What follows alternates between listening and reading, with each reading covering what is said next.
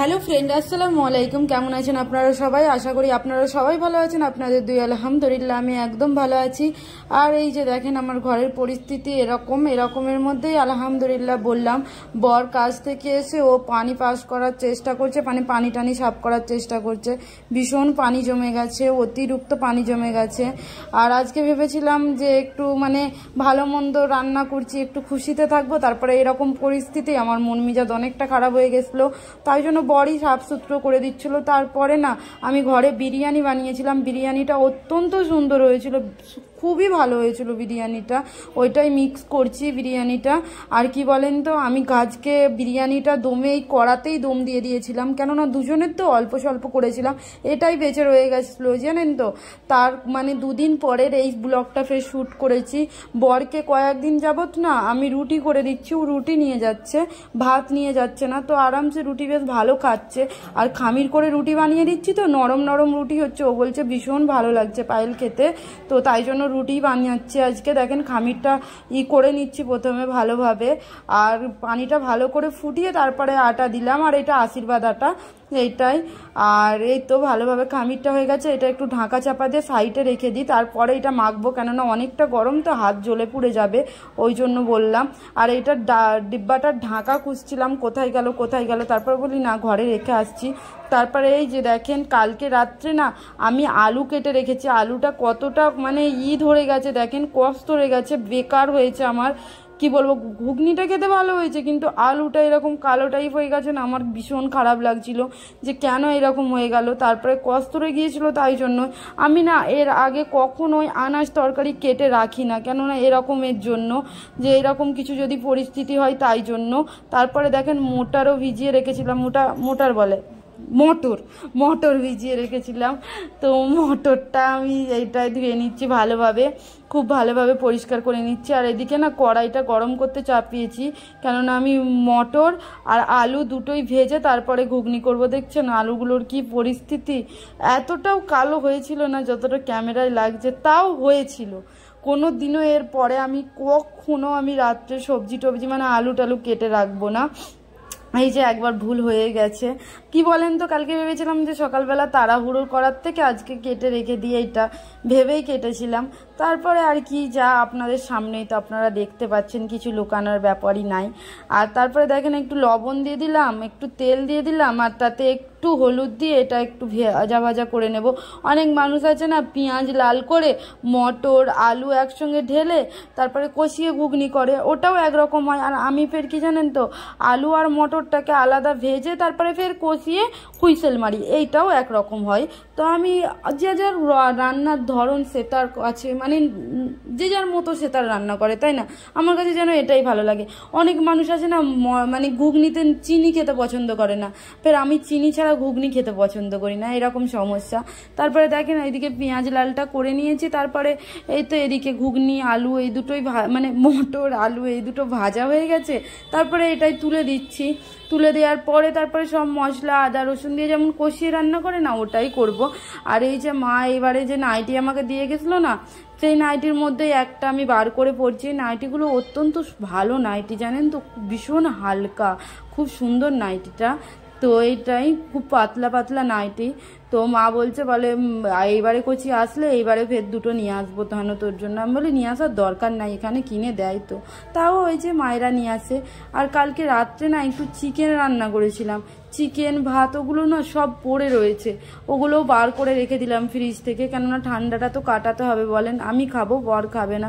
বরের না পেটটা কদিন ধরে খারাপ হয়ে রয়েছে জানেন তো, তাই জন্য ও আমাকে সকালবেলা না যাওয়ার টাইমে শুধু বলছে পায়েল একটু আমাকে মুড়ি ভিজিয়ে দাও, মুড়ি ভিজানো খেয়ে যায় আমি, যাতে শরীরটা পেটটা যাতে হালকা হয়, আমি সেটাই করছি। আর রুটি খামির করা রুটি না ওকে 4-5টা করে দিয়ে দিচ্ছি। আর কালকে রাত্রে ও নিজেই বলেছিল জানেন তো, যে আমাকে রুটির সঙ্গে ঘুগনি বানিয়ে দেবে, তাই জন্য ঘুগনি বানিয়ে দিচ্ছি ওকে। না আমি ভেবেছিলাম যে কিছু ভাজি, তারপরে না হয় কিছু তরকারি এগুলো করে দেবো। তারপরে কি বলেন তো, খাওয়া যেহেতু ইচ্ছা যাচ্ছে ওকে তো বানিয়ে দিতেই হবে, তাই না বলেন? আর আমিও না অনেকটা আমার মনে হচ্ছে ওয়েটটা আমার বেড়েছে, তাই জন্য আমিও তো একবেলা রুটি খাওয়ার চেষ্টাই করছি। নিচ্ছি। আর রুটি এমনিতেই ভালো বলেন, এখন দুপুরবেলা না আমি নিজেও রুটিই খাচ্ছি জানেন, রাত্রেবেলা এক টাইম ভাত খাচ্ছি না, বেলার দিকে মুড়ি টুড়ি খাচ্ছি, একটু ফল টল খেয়ে এরকম রয়েছি জানেন তো। মানে বেলার দিকে বলতে কি, সকালে একটু ভারী খাবার খেয়ে নিচ্ছি, বেলার দিকে ফের খিদে পাই না ওই টাইমটায়। তারপরে দেখেন ওই যে আটাটা সাইড করে রেখেছিলাম না, একটু যাতে ঠান্ডা হয়, অনেকটা গরম আটা তো, ওটা একটু ঠান্ডা হয়ে গেছে। তারপরে দেখেন সুন্দরভাবে মেখে নিচ্ছি ভালো করে, এটা হাতে চাপ দিয়ে দিয়ে ওটাই করতে হবে, না হয় ভালো করে রুটি হবে না, তাই না বলেন? তো এই তো এটাই। আর তারপরে দেখেন ভালোভাবে আটাটা মাখিয়ে নেওয়ার পরে না রুটিগুলো বানাবো। আর বর উঠানোর জন্য ওকে তাড়া দিচ্ছি যে তাড়াতাড়ি উঠো তাড়াতাড়ি উঠো। ওর ফের না আজকে কি হয়েছে জানেন, আজকে রবিবার যেহেতু, আজকে ওর কাজের চাপটা না তুলনামূলক বেশিই থাকে। সপ্তাহে শনি রবিবার ওদের ভীষণ কাজের চাপ থাকে। আজকে আমার বরের এত কাজের চাপ আছে, ও আমাকে বলছে, বলে পায়েল খাবার টাইম নেই একদম। আমি বলি সেটা তো বললে চলবে না, তুমি উঠো তাড়াতাড়ি, খেতে হবেই। তারপরে ও গোসল করতে গেছে আর আমি এইদিকে রুটিগুলো সেঁকে নিচ্ছি। আর এইদিকে হুইসেল পড়ে গেছে জানেন, আমি এই 6টা-7টার মতন বুঝি হুইসেল দিয়েছিলাম। ঘুগনিতে একটু বেশিই লাগে তুলনামূলক, কেননা মটরটার জন্য, বুঝতেই পারছেন। এই তো তারপরে রুটি একটা তুলে দিয়েছি, একটা না দুটো রুটি তুলে দিয়েছি, মোট 12টা রুটি করেছি জানেন তো আমি। কেননা আমি দুপুরবেলা কয়েকটা খাবো, 2-3টে, তারপর ওকে দেবো। আর বেঁচে গেলে না সন্ধ্যাবেলা এরকম চায়ের সঙ্গে খেয়ে নেবো। আর আরেকটা কি বলেন তো, বাসি রুটির বেশি গুণাবলী, মানে টাটকা রুটির থেকে। এখন আমরা যেটাই গুগলে মানে করে সার্চ করে যেগুলো পাওয়া যাচ্ছে জানেন তো সব কিছুই। তারপর দেখেন একটা হয়ে গেল, তারপর ফের একটা দিয়ে দিচ্ছি। তো যাই হোক, আর রুটি বেললে না আমার বিশাল গ্যাসের কাছে নোংরা হয়, এই যে আটাগুলো ছড়িয়ে ছাটিয়ে পড়ে না, ওই জন্য আমার কেন সকলেরই পড়ে।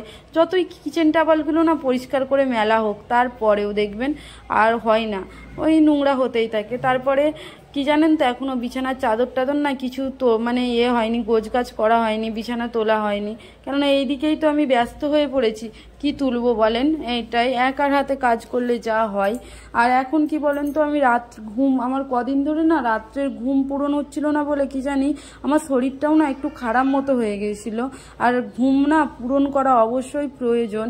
তো এই জন্য না আমার বর বললো যে ভাত রান্না করতে গেলে অনেকটা তোমাকে তাড়াতাড়ি উঠতে হয়, 6টার সময় পাই, তুমি ওর থেকে রুটি বানিয়ে দাও আর ঘুমটা আরামসে পূরণ করো, কেননা এই শরীরটা খারাপ হয়ে যাবে। আর ঘুমের জন্যই তো সব কিছু জানেন, সব কিছুই এটাই। তো এখন ঘুমটা পূরণ করার জন্য না অনেক তাড়াতাড়ি মানে করতে হয়, দেরি করে উঠতে হয়। আর একটা কথা, আমি না রুটি বেননি প্রত্যেক দিন ধুই, এটা কি ভালো?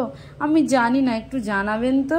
তারপরে দেখেন বেলার দিক করে আমি মানে বিছানারে সব গুটাচ্ছি, আর তার আগে না বরের এই শার্টটা এটা করছি, ভাঁজ করে রেখে দিচ্ছি। এটা ধুয়ে দিয়েছিলাম, হ্যাঁ নতুন শার্ট এই একবার পরেছে, ওটাই ধুয়েছি। কালারটা কতটা বলুন, মেরকা টাইপ। এটা আমার আব্বা দিয়েছিল এই বছরের ঈদের শার্ট। আর কতটা দাম নিয়েছিল জানেন, শার্টটা 650 টাকার মতন দাম নিয়েছিল এই শার্টটার দাম। কিন্তু তার অনুযায়ী কাপড়ও ভালো না অতটা, আর শার্টটাও ওর থেকে বড়। তাও ও বলেছিল ফেরত করে দেবে, তাইও আমি বললাম যে ফেরত করে লাভ নেই, ফের কে ফেরত করবে না করবে, ট্যাগগুলোও ছেঁড়া হয়ে গেছে। তুমি তার থেকে এই শার্টটা কিছু দর্জির দোকানে গিয়ে কিছু করে তুমি দেখো, যাতে একবার দুবার হলেও তুমি পরতে পারো।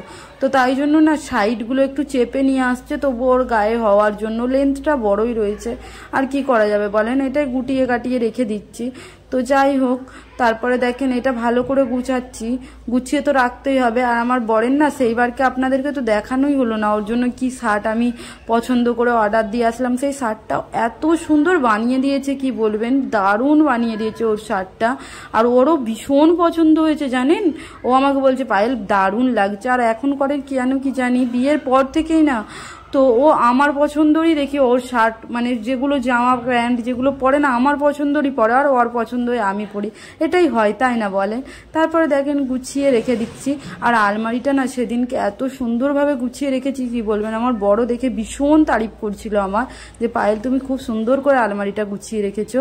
তারপরে আপনাদেরকে সকালে বললাম না আমি যে আমি বিছানা তুলি না, এই যে দেখেন কাঁথা টাথা তোলা হয় না, এখন তুলছি। আর একটা কথা কি জানেন তো, আর সকালবেলায় বলে এখন হালকা হালকা ঠান্ডা টাইপ পড়েছে, তো মানে বৃষ্টি হচ্ছে, তাই জন্য কাঁথাটা প্রত্যেক দিন দরকার। আর কি বলেন তো, এখন আর বিছানাতে না বালিশ রাখি না, একটা পাশ বালিশ শুধু রাখি, আর মাথার দুটো বালিশ না এরকম আলমারিতেই তুলে রাখি জানেন। তারপরে দেখেন বিছানাটা একটু টান টান করে পেতে এটা এবারে ঝেড়ে দিলেই ব্যাস হয়ে যাবে। আর আজকের মতো না আমি ব্লগটা এইটুকুই শ্যুট করেছি। আপনাদের যদি কোথায় ভালো লেগে থাকে অবশ্যই আমার চ্যানেলটা সাবস্ক্রাইব করবেন, অল নোটিফিকেশান বেলটা অন করে দেবেন, কেমন? আর আপনারা সবাই ভালো থাকবেন, সুস্থ থাকবেন, আর দুয়ায় অবশ্যই আমার কথা মনে রাখবেন। আর কি বলুন। আর জানেন তো নতুন ফেসবুক পেজ খুলেছি, যদি চান তো ফলো করতে পারেন। তো ফেসবুক পেজটা নিয়ে একটু মানে টেনশানের মধ্যে রয়েছি। তো যাই হোক, একটু দেখবেন ফেসবুক পেজটা আমার। এরকমই ব্লগগুলো দিই, সেটা শর্ট দিই, ছোট ছোট দিই, তবে অনেক সুন্দর দিই। ভালো লাগলে অবশ্যই সাবস্ক্রাইব করবেন আর ফেসবুক পেজটা অবশ্যই ফলো দেবেন, ঠিক আছে? আর কি বলবো, এই তো এইটাই। কেমন লাগছে কমেন্ট করে জানাবেন অবশ্যই আমার ব্লগগুলো। আর আপনারা না কমেন্ট করলে কিভাবে আমি উৎসাহ পাবো বলেন ব্লগ করার জন্য? উৎসাহ কি পাওয়া যায় বলেন? আপনাদের কমেন্ট আসলে তবেই তো উৎসাহ পাবো আমি ব্লগ করার জন্য। Thank you.